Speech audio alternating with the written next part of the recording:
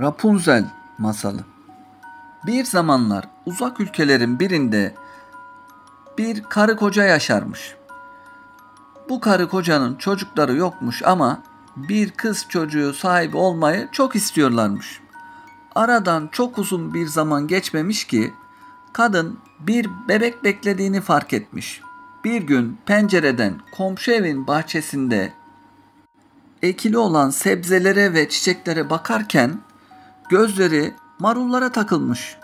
O anda adeta büyülenmişçesine o marulları yemekten başka bir şey düşünemez olmuş. Şu evin bahçesindeki marullardan yemezsem ölürüm diye düşünen kadın yemeden içmeden kesilerek zayıfladıkça zayıflamış.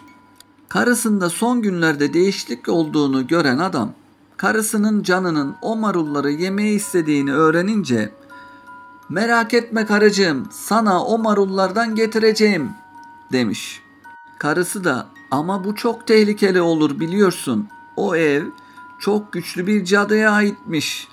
Bahçesi de duvarlarla çevrili, kimsenin girmeye cesaret edemediği bir bahçeymiş" demiş.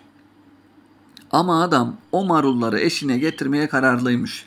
Ertesi gün akşam saatlerinde tüm cesaretini toplayan adam yandaki evin bahçe duvarına tırmanarak bahçeye girmiş ve biraz marul yaprağı kopartarak eve getirmiş.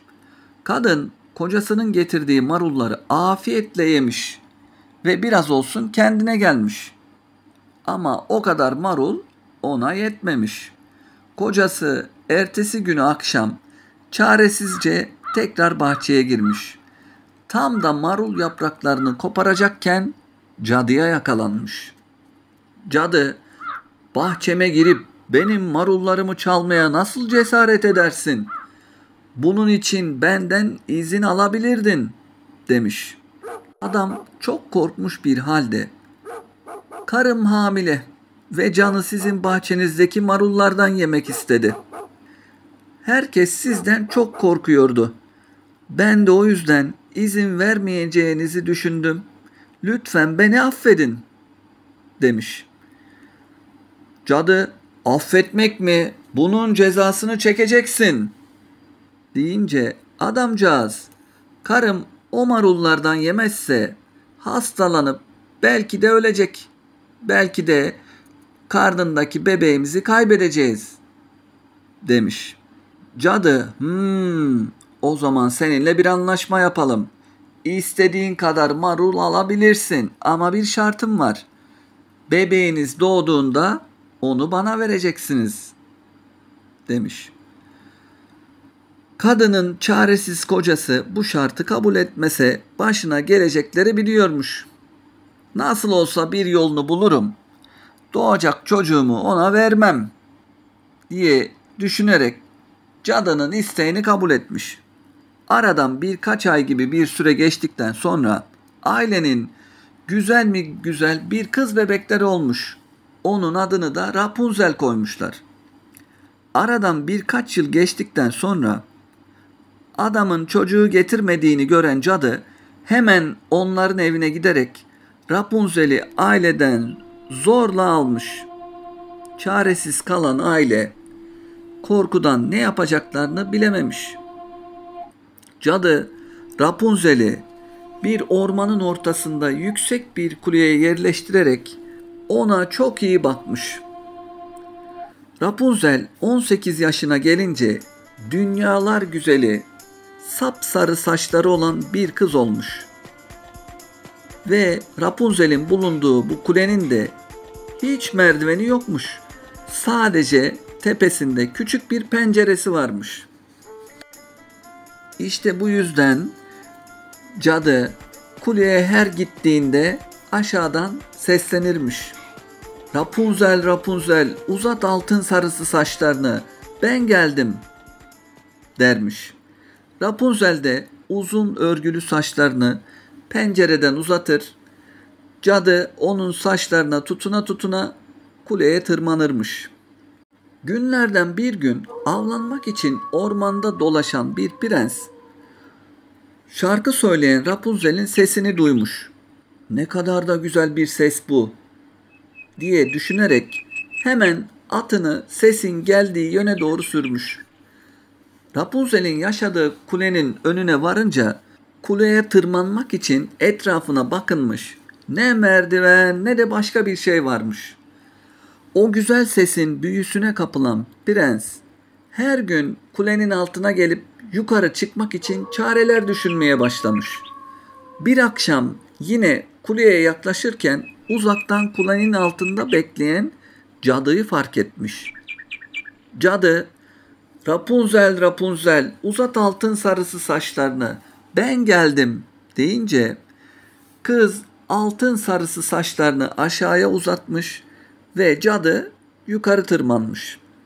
Bunu gören prens ertesi gün hava kararırken kulenin altına giderek etrafa bakınmış. Kimse olmadığından emin olduktan sonra sesini değiştirerek "Rapunzel, Rapunzel, uzat altın sarısı saçlarını, ben geldim" demiş. Kız saçlarını aşağı bırakmış, o saçlara tutunan prens kuleye çıkmış. Güzel kız karşısında ilk kez annesi sandığı cadıdan başka bir insan görünce önce biraz korkmuş, sonra da prense "Sen benim annem değilsin, neden geldin ki buraya?" demiş. Prens de "Benden korkmanız için hiçbir neden yok. Şarkı söylediğinizi duydum ve sesinize aşık oldum. Sesin sahibini görmek istedim" demiş. Prensin sözleri Rapunzel'in çok hoşuna gitmiş. O andan itibaren artık ondan korkmuyormuş. O günden sonra prens her gün kuleye çıkıyor, Rapunzel'i hiç yalnız bırakmıyormuş. Bir gün aşık olduğu altın saçlı kıza evlenme teklif etmeye karar vermiş. Prens, "Benimle evlenir misiniz?" demiş. Rapunzel utanarak da olsa yakışıklı prensin teklifini kabul etmiş. Ancak o yüksek kuleden nasıl aşağı ineceklerini bilmiyorlarmış. O anda prensin aklına parlak bir fikir gelmiş. Her kuleye gelişinde yanında bir miktar kalın ip parçası getirmeye başlamış. Rapunzel de o ip parçalarını birbirine ekleyerek bir merdiven yapıyormuş. Ama bir gün annesi sandığı cadı kuleye çıktığında Rapunzel dalgın bir şekilde "Anne, prens senden daha hızlı tırmanıyor. Sen çok yavaş tırmanıyorsun" demiş.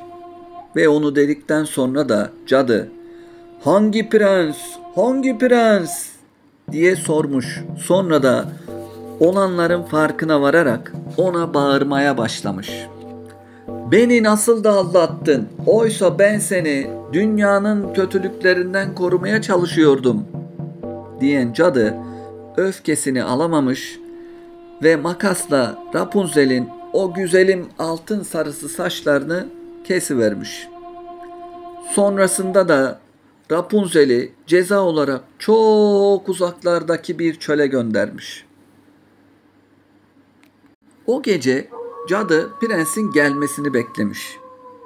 Prens geldiğinde "Ben geldim, uzat o altın sarısı saçlarını" dediğinde cadı Rapunzel'in kestiği saç örgüsünü uzatmış aşağıya. Prens başına geleceklerden habersiz bir şekilde yukarı tırmanmış. Kuleye çıkınca cadıyla karşılaşan prens sevdiği kızın başına kötü bir şeyler geldiğini hemen anlamış. Cadı onun üstüne doğru yürüyünce geriye doğru çekilen prens kulenin penceresinden aşağıya düşmüş.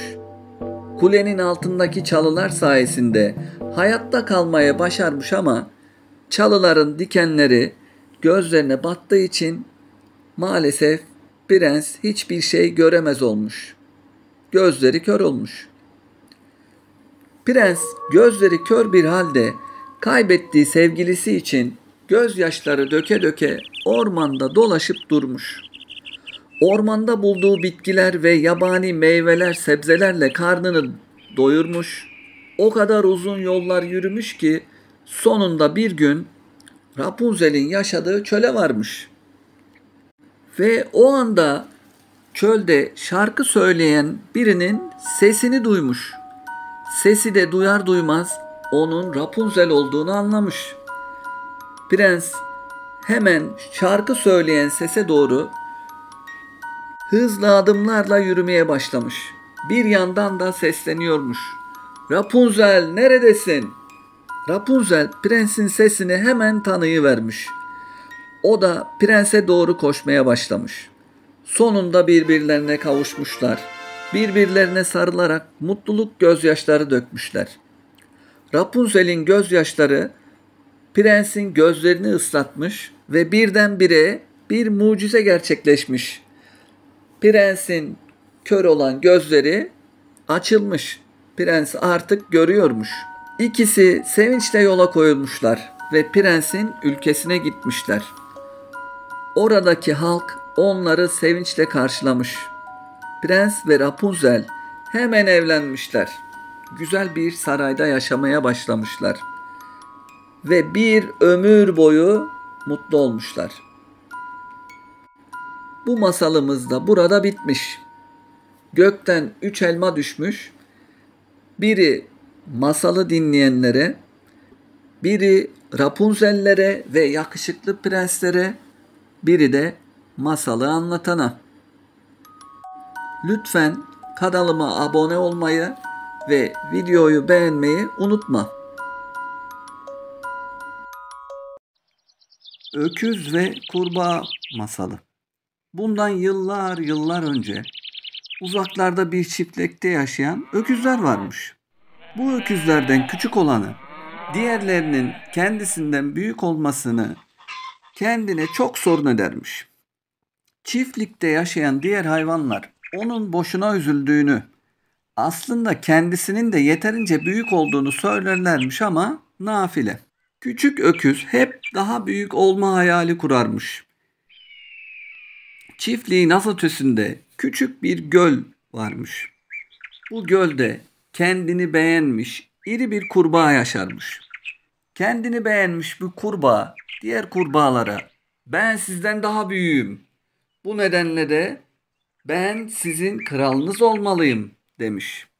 Diğer kurbağalar buna itiraz etmiş ama dinletememişler. Bu olaydan bir süre sonra göle su içmeye gelen bir öküz görmüşler. Bu kendini beğenmeyen küçük öküzmüş.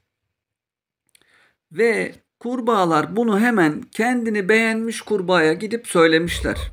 Demişler ki, bak bu öküz senden daha büyük. Kralımız bu olmalı. Kendini beğenmiş kurbağa da her zamanki yaptığını yapmış ve ben de istersem o kadar büyük olabilirim. O benim için ne ki demiş. Başlamış kendini şişirmeye. Şiştikçe şişmiş, şiştikçe şişmiş. Neredeyse patlayacak olmuş. Biraz daha şişmek isteyince de bayılmış düşmüş. Az kalsın ölecekmiş. Diğer kurbağalar kendini beğenmiş kurbağayı ayıltmaya çalışmışlar. Uzun süre sonra da bizim kendini beğenmiş kurbağa ayılmış. Kendine gelen kurbağa yaptığının yanlış olduğunu anlamış. O günden sonra da kendini beğenmişlik yapmamış. Arkadaşları ile mutlu bir hayat sürmüş. Unutmayın, kendini beğenmek, kibirlenmek etrafınızdakileri sizlerden uzaklaştırır ve yapayalnız kalırsınız. İnsanları olduğu gibi kabul edin, onlarla hep dost kalın. Gökten 3 elma düşmüş, biri masalı dinleyenlere, biri alçak gönüllü olanlara, biri de masalı anlatana. Lütfen kanalıma abone olmayı ve videoyu beğenmeyi unutma. Bremen Mızıkacıları Masalı. Bir zamanlar yaşlı ve yorgun bir eşek varmış. Sahibinin onu artık daha fazla beslemek istemediği ortaya çıkmış ve bizim eşek en iyisi buralardan gitmek diye düşünmüş. Böylece bir sabah erkenden yola çıkmış. Bir süre yürüdükten sonra iki büklüm bir köpekle karşılaşmış. Artık sahibime avda yardımcı olamayacak kadar yaşlandım. Sahibim de artık beni beslemiyor zaten, demiş yaşlı köpek. Eşek de gülmüş. Benimle Bremen'e gelsene, şarkıcı oluruz birlikte, demiş. Yola koyulmuşlar. Çok geçmeden bir damın üzerinde üzgün oturan bir kedi görmüşler. Çok yaşlandım, fareler bile dalga geçiyorlar benimle, demiş kedi. Sen de bizimle gel, demiş eşek. Sesin hala güçlü çıkıyor. Şarkı söyleriz Bremen'de beraber, demiş. Bağıra bağıra şarkılar söyleyerek yola devam etmişler. Bir çiftlik evinin yakınlarından geçerken kendi seslerinden daha yüksek bir sesle irkilmişler. Sonum geldi diye öten bir horozmuş bu. Sonra eşek, köpek ve kediye yana yakıla anlatmış. Bu akşam sahibimin konukları gelecek. Öyle hissediyorum ki beni pişirip yiyecekler. Eşek de endişelenme. Senin gibi bir ses bize çok şey katar. Haydi gel birlikte Bremen kentine şarkıcı olmaya gidelim, demiş. Akşam olduğunda dört kafadar hayvan yorulmuşlar. Bir şeyler yemek ve uyumak istiyorlarmış. İleride penceresinden ışık süzülen bir kulübe görmüşler. Horoz hemen uçup pencereden içeri bakmış. 4 soyguncu görüyorum. Nefis bir masanın başında türlü türlü yemek yiyorlar, demiş. Eşek hemen atılmış. Bir planım var. Birbirlerinin sırtına tırmanmışlar.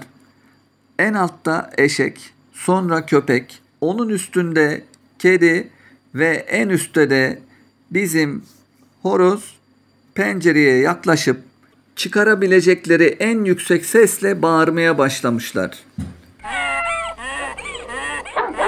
İmdat, bu bir hayalet, demiş soygunculardan birisi. Bir diğeri de bence canavar, demiş. Öteki de bence cadılar bastı burayı, deyince bir diğeri de annemi istiyorum diye basmış bağırtıyı. Birkaç dakika sonra 4 şarkıcı soygunculardan kalan yemek masasındaymış. Bizim 4 kafadar hayvan karınlarını bir güzel doyurmuşlar ve uyumaya başlamışlar. Geceleyin onlar uyurken soyguncular geri gelmişler. Ama bizim kafadar hayvanlar hazırlıklıymış. Soyguncular içeri girer girmez eşek şimdi, demiş ve saldırıya geçmişler. Soyguncular hem hayvanların hep bir ağızdan bağırmaları hem de eşeğin tekmeleri, köpeğin ısırmaları, kedinin tırmalamaları karşısında daha fazla dayanamayıp kulübeden kaçıp canlarını kurtarmışlar. Öyle bir kaçmışlar ki onları görenler akıllarını yitirdi sanırlarmış. Soyguncuları kulübeden defeden bizim 4 kafadar hayvan bu küçük kulübeye yerleşmişler. Bremen'e gitmeyi de bir süre ertelemişler. Ama her gün şarkı söylemeyi unutmuyorlarmış. Eğer bir gün onları dinleme şansınız olursa Bremen sakinlerinin ne büyük bir tehlike atlattıklarını anlarsınız. Unutmayın, mutlu olabilmek için çok güzel yerlere, çok güzel mekanlara gerek yok. Mutlu olabilmeyi bilmek önemli. Masalımız da burada bitmiş. Gökten 3 elma düşmüş. Birisi masalı dinleyenlere, biri Bremen mızıkacılarına, biri de masalı anlatana. Lütfen kanalıma abone olmayı ve videoyu beğenmeyi unutma. Tilki ile Leylek masalı. Çok eski zamanlarda günlerden bir gün hayvanların dostça yaşadığı güzel bir ormanda tilki ile leylek komşu olmuş. Tilki misafirperverlik yapıp komşusu olan leyleği bir gün yemeğe davet etmiş. Lezzetli mi lezzetli, etli bir çorba yapmış. Tilkinin yaptığı çorbanın kokusu bütün ormanı sarmış. Çorbanın kokusunu alan leylek sabırsızlıkla yemek saatini beklemeye başlamış. Ev sahibi tilki kendi aklınca kurnazlık yapıp leylek çorbayı içemesin diye yaptığı etli çorbayı derin olmayan yayvan bir kaba koymuş. Davet zamanı geldiğinde yemek masasına oturmuşlar. Leylek uzun gagasıyla ne yapmışsa bir türlü çorbayı içememiş ve komşusu tilkinin evinden karnı aç olarak ayrılmış. Leylek tilkinin evinden ayrılırken tilki yemeği az yemene üzüldüm. Leylek kardeş, galiba yaptığım yemeği beğenmedin demiş. Leylek olur mu? Çok beğendim. Ellerine sağlık. Yemekler çok lezzetli olmuş demiş. Aradan birkaç gün geçmiş. Bizim leylek de tilkiyi akşam yemeğine davet etmiş. Tilki büyük bir sevinçle bu daveti kabul etmiş. Davet vakti geldiğinde karnı zil çalan tilki leyleğin evine gitmiş. Leylek yaptığı yemeği ağzı daracık olan kavanozlara koymuş. Uzun gagasıyla kavanozdaki yemekleri afiyetle yemiş. Karnını bir güzel doyurmuş. Tilki de kavanozun etrafını yalayabilmiş sadece. Maalesef yemekten bir lokma bile yiyememiş. Bizim kurnaz tilki misafir olduğu evden ayrılırken ev sahibi leylek ona dönmüş ve "Komşum tilki, akşam yemeğinde aç kaldığın için özür dilememi beklemiyorsundur umarım," demiş. Tilki leyleğin bu sözlerine hiçbir cevap veremeden karnı aç ve mahcup bir şekilde oradan ayrılmış. Tilki yaptığına pişman olmuş ama iş işten geçmiş. Masalımız da burada bitmiş. Başkalarını aldatmaya çalışanlar bir gün gelir, kendi kurdukları tuzaklara düşüp kendileri aldanırlar. Gökten 3 elma düşmüş, biri masalı dinleyenlere, biri her zaman dürüst olanlara, biri de masalı anlatana. Lütfen kanalıma abone olmayı ve videoyu beğenmeyi unutma. Tarla faresi ile şehir faresi masalı. Bir zamanlar uzak bir şehirde, güzel mi güzel bir evde bir şehir faresi yaşarmış. Yalnızlıktan sıkılan şehir faresi kendisine bir arkadaş aramak için şehirden çıkmış, kırlarda, tarlalarda dolaşmış. En son bir tarlada rastladığı tarla faresi ile arkadaş olmuş. Çok çabuk kaynaşmışlar. İkisi birbirlerini çok sevmişler. Aralarında güzel bir dostluk kurulmuş. Şehir faresi sık sık tarla faresini ziyaret edermiş. Birlikte kırlarda güle oynaya vakit geçirirlermiş. Diledikleri kadar koşar, zıplar, yuvarlanırlarmış. Bir gün şehir faresi arkadaşını yemeğe davet etmiş. "Bu akşam bize gel. Sana güzel bir sofra hazırlayayım. Azıcık miden bayram etsin," demiş. Bu davete tarla faresi çok sevinmiş. Yiyeceği yemeklerin hayalini kurmaya başlamış. Bütün gece rüyasında çörekler, börekler, tatlılar, pastalar görmüş. Bu arada şehir faresinin evinde bir telaş, bir telaş. Çeşit çeşit yiyecekleri evin mutfağındaki dolaptan azar azar toplayan şehir faresi arkadaşı için Bütün hazırlıkları tamamlamış. Akşam olmuş. Tarla faresi kalkıp gelmiş. Bakmış masanın üzeri çeşit çeşit yiyeceklerle dolu. Masada hiçbir şey eksik değilmiş. Hemen sofraya oturmuşlar. Ziyafet neşeli başlamış. Tarla faresi önce pastadan bir lokma alacakmış. Tam elini uzatmış, dışarıdan sesler gelmiş. Şehir faresi hemen deliğine kaçmış. Ardından da tarla faresi kendini zor atmış deliğe. Korkudan kalpleri küt küt atıyormuş. Tarla faresi sormuş. Evin kedisi olabilir mi? Şehir faresi de cevap vermiş. Sanırım onun gürültüsüydü. Bir süre sonra yeniden sofraya oturmuşlar. Ama artık eski neşeleri kalmamış. Tedirgin olmuşlar. Tarla faresi bu kez elini böreğe uzatmış. Tam lokmaya ağzına atacakmış. Yine sesler işitmişler. Apar topar ikisi de kendilerini deliğe atmış. Çok korkmuşlar. Tarla faresi artık masadaki yiyecekleri yiyemeyeceğini anlamış. Ve arkadaşı şehir faresine sormuş. Evin hanımı olabilir mi o ses?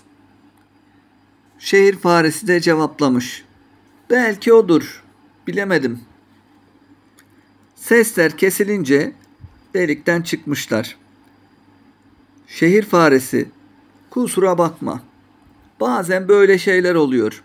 Haydi yemeğimize devam edelim. Yiyecekler bizi bekliyor, demiş. Ama çok üzgün olan tarla faresi, bu kadar yeter. Korku içinde yemek istemem. Lokmayı ağzıma atacakken acaba birisi mi gelecek?